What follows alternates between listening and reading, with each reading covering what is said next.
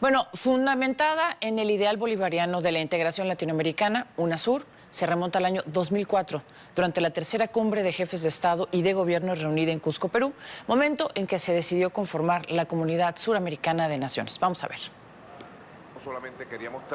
Desde entonces, 12 repúblicas, Argentina, Bolivia, Brasil, Colombia, Chile, Ecuador, Guyana, Paraguay, Perú, Surinam, Uruguay y Venezuela, están en este bloque donde avanzan en un proceso de integración que comprende los ámbitos económico, cultural, social, político, científico, militar, educativo, energético y ecológico.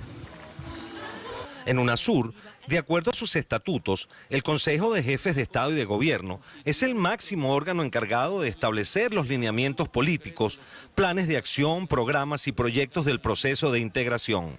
Entre tanto, la presidencia pro tempore es ejercida durante un año por cada uno de los miembros.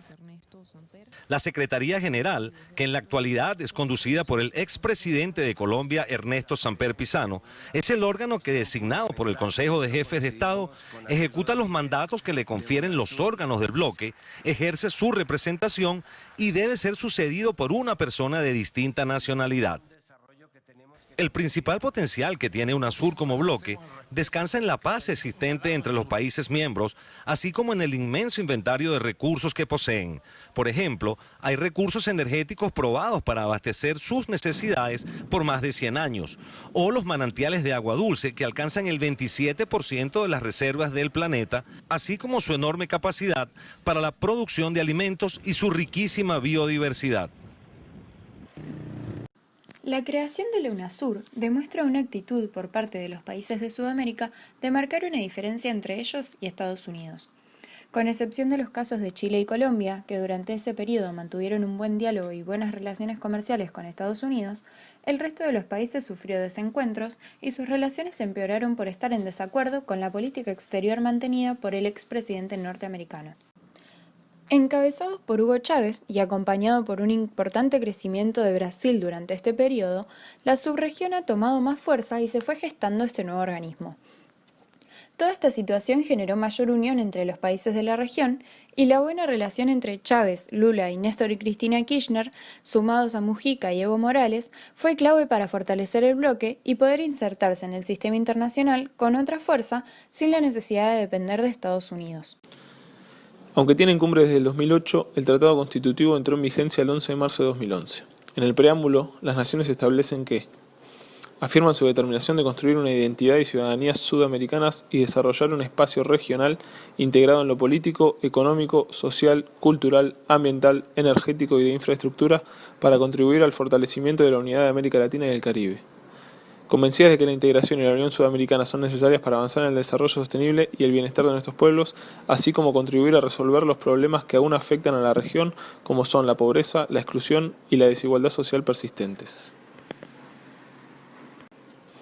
En la creación de este grupo económico se estableció una serie de objetivos formales entre los que podemos destacar: el fortalecimiento del diálogo político entre los Estados miembros, que asegura un espacio de concertación para reforzar la integración sudamericana; el desarrollo social y humano con equidad e inclusión para erradicar la pobreza y superar las desigualdades en la región; la erradicación del analfabetismo, el acceso universal a una educación de calidad y el reconocimiento regional de estudios y títulos; la integración energética para el aprovechamiento integral, sostenible y solidario de los recursos de la región; la protección de la biodiversidad, los recursos hídricos y los ecosistemas, así como la lucha contra las causas y los efectos del cambio climático; la consolidación de una identidad sudamericana a través del reconocimiento progresivo de derechos a los nacionales de un Estado miembro residentes en cualquiera de los otros Estados miembros, con el fin de alcanzar una ciudadanía sudamericana; el acceso universal a la seguridad social y a los servicios de salud; la promoción del bienestar de todos los sectores de la población y la reducción de la pobreza; la integración industrial y productiva,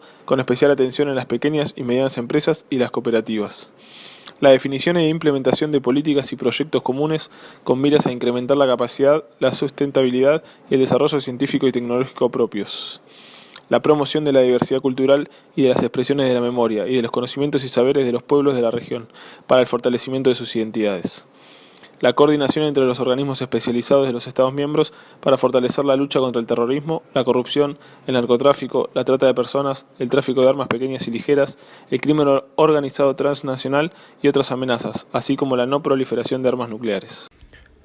Además del tratado constitutivo, entre los objetivos mencionados anteriormente, se destaca la no proliferación de armas nucleares que prohíbe la posesión, el desarrollo, la producción, el uso o la amenaza del uso de armas nucleares u otros dispositivos explosivos nucleares. A este tratado adhirieron los países de Argentina y Brasil, que son aquellos con posibilidades de desarrollar este tipo de armas dentro de sus fronteras, los cuales propusieron la firma del tratado a la UNASUR. En esta unión de naciones sudamericanas se destacan las siguientes características económicas y ambientales. Como se dijo en el video introductorio, posee el 30% de fuentes de agua dulce del mundo.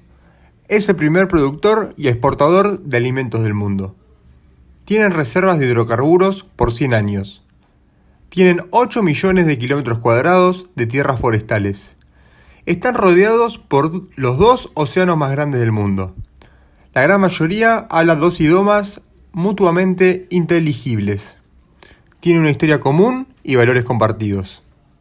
Por otra parte, a nivel mundial, produce el 52% de soja, el 44% de carne, el 45% de café y el 45% de azúcar. Los miembros de UNASUR realizaron 8 cumbres en total. En el año 2008 se reunieron en Santiago de Chile y dicha cumbre fue convocada para tratar una crisis política interna de Bolivia por el enfrentamiento con los gobiernos regionales. En agosto de 2009, la reunión se realizó en Quito. Se debatió el acuerdo entre Colombia y Estados Unidos, por el cual se autorizaba a Estados Unidos a la utilización de bases militares colombianas, situación que es considerada por algunos países como un riesgo para la soberanía sudamericana. Como la anterior cumbre no llegó a ningún acuerdo mutuo, unos meses más tarde se volvieron a reunir en Bariloche, para volver a tratar los mismos temas nuevamente. En el año 2010, la cumbre se realizó en Georgetown, en el marco de establecer un protocolo adicional al tratado constitutivo, añadiendo una nueva cláusula acerca de la integración regional. En 2011, la cumbre fue en Asunción del Paraguay. Allí se resaltó la importancia del proceso de integración y de dinamizar las tareas de los grupos de trabajo, a fin de consolidar espacios de trabajo común en distintas áreas: política, económica, social, educación, salud y empleo. La sexta cumbre fue un año más tarde, 2012, en Lima, para tratar avances de proyectos sociales de la región. Al año siguiente hubo una nueva cumbre en Paramaribo, en la que se debatió si apoyar o no la intervención en Siria y la reincorporación de Paraguay, que se había alejado del UNASUR el año anterior. La octava y última cumbre fue en 2014, en Guayaquil, en la que Correa, presidente de Ecuador en ese momento, propuso la creación de una moneda regional. A partir del año 2014 se fue diluyendo el Tratado Constitucional de la UNASUR. Algunas de las razones son las que se van a mencionar a continuación, como es el cambio en el clima político. En una primera etapa, como mencionaban mis compañeros anteriormente, la UNASUR funcionó gracias a la posición proactiva de Lula y a la de Chávez. Ambas sirvieron para resolver conflictos, pero luego se estancaron. Como segunda razón tenemos la caída de Venezuela y de Brasil, lo cual desencadena en una crisis en la que la UNASUR no logra promover un diálogo efectivo entre el gobierno venezolano y la oposición.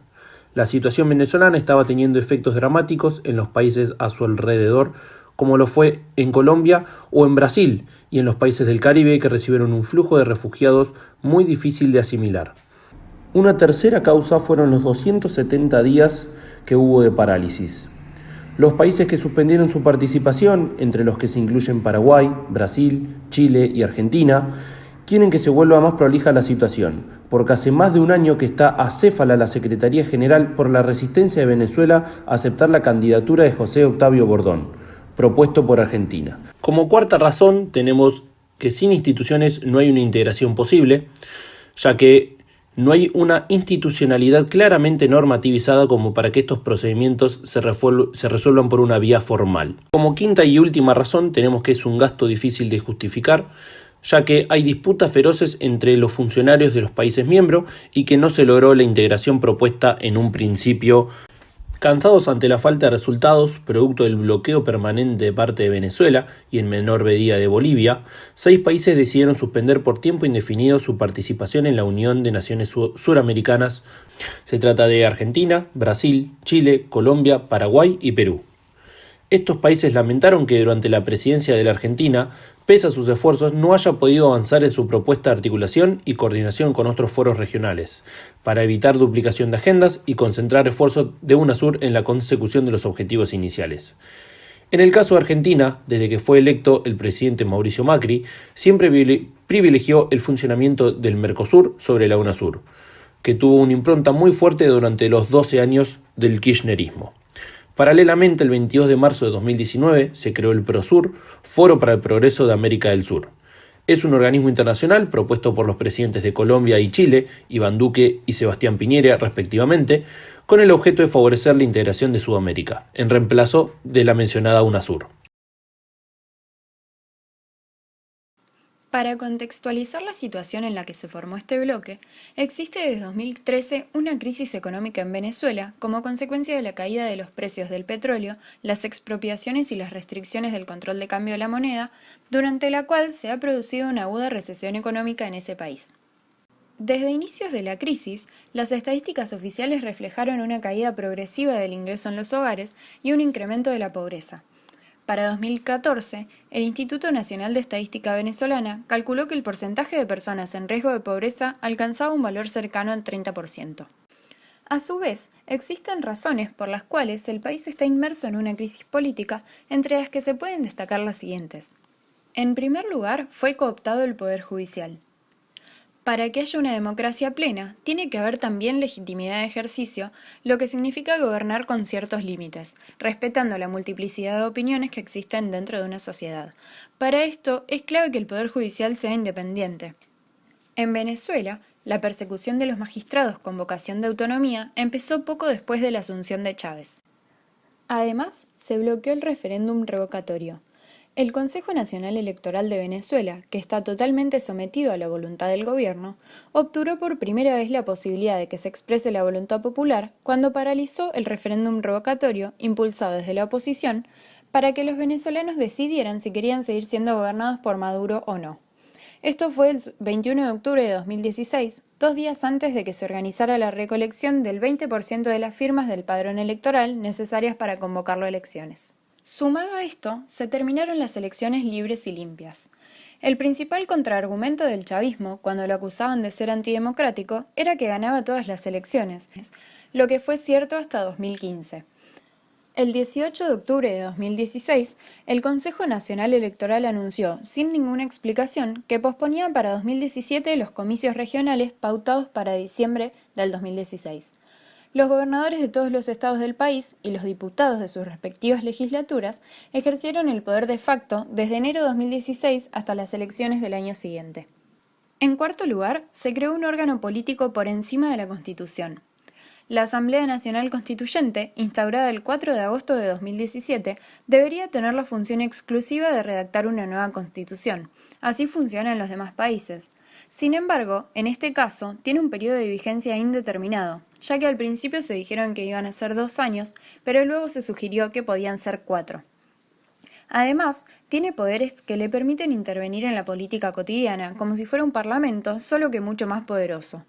Quedó claro en el decreto que se dictó, en el que se dice que todos los órganos del poder público se encuentran subordinados a la Asamblea Nacional Constituyente.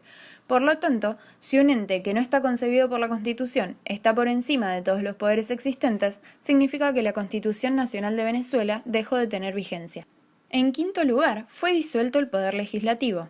Como prueba de su carácter absolutista, la Asamblea Nacional Constituyente resolvió asumir las competencias para legislar sobre las materias dirigidas directamente a garantizar la preservación de la paz, la seguridad, la soberanía, el sistema socioeconómico y financiero, los bienes del Estado y la preeminencia de los derechos de los venezolanos.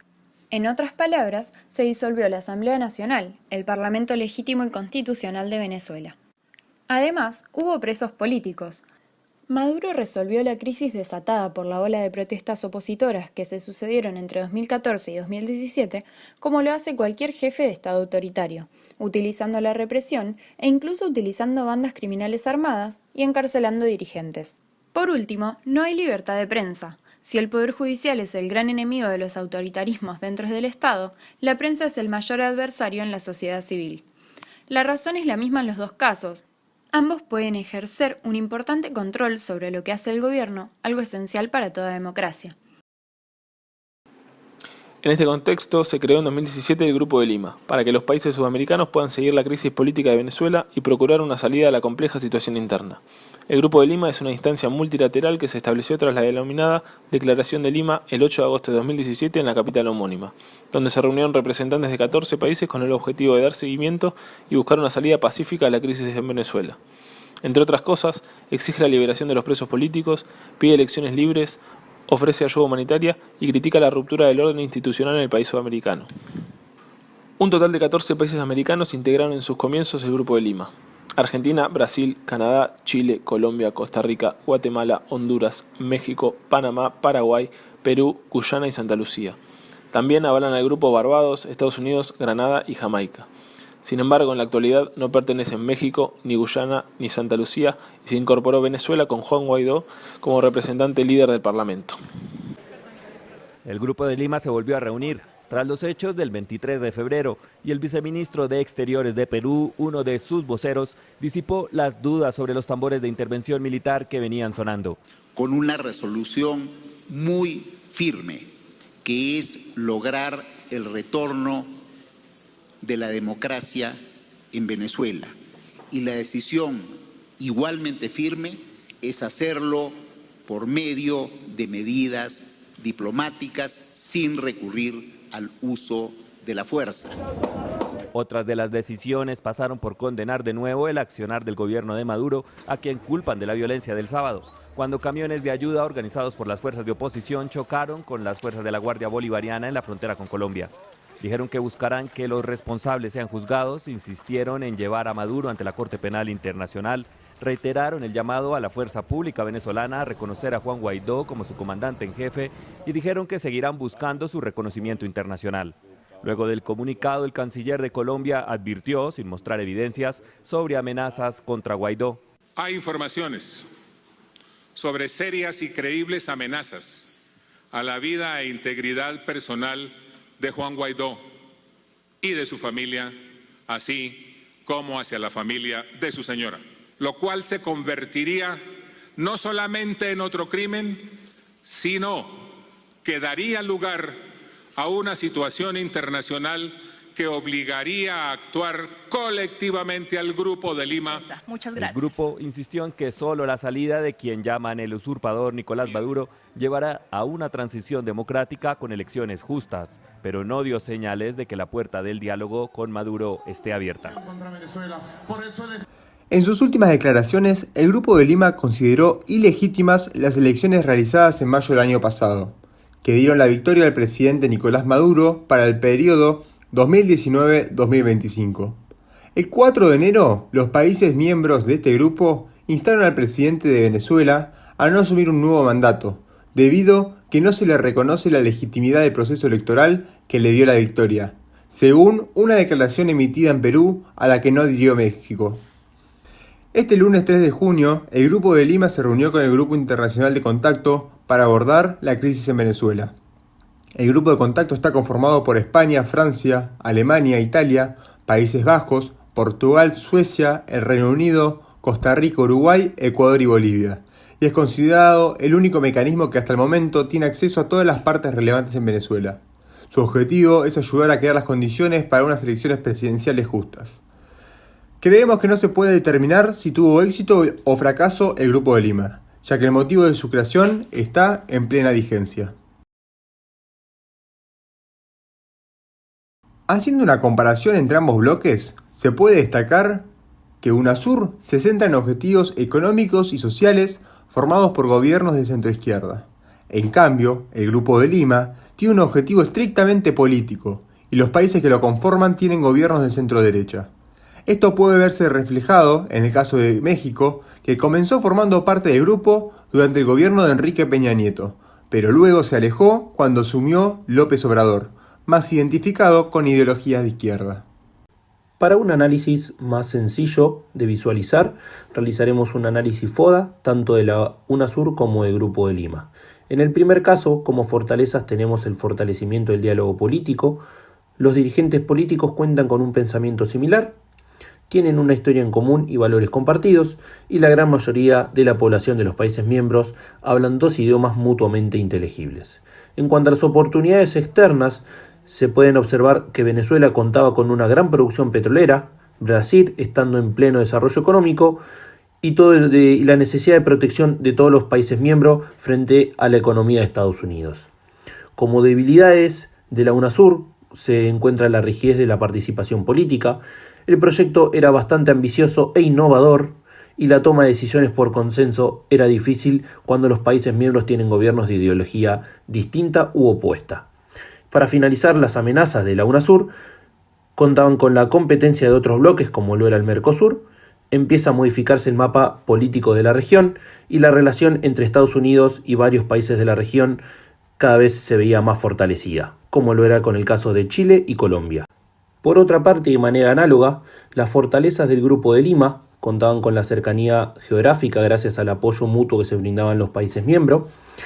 Estos gobiernos tenían un similar lineamiento político-económico y el apoyo global mediante el aporte del Grupo Internacional y las Naciones Unidas. Como oportunidades externas, el Grupo de Lima contaba con el gran apoyo de parte del pueblo venezolano, el respaldo de la Asamblea Nacional de Venezuela y una posible alianza con Estados Unidos.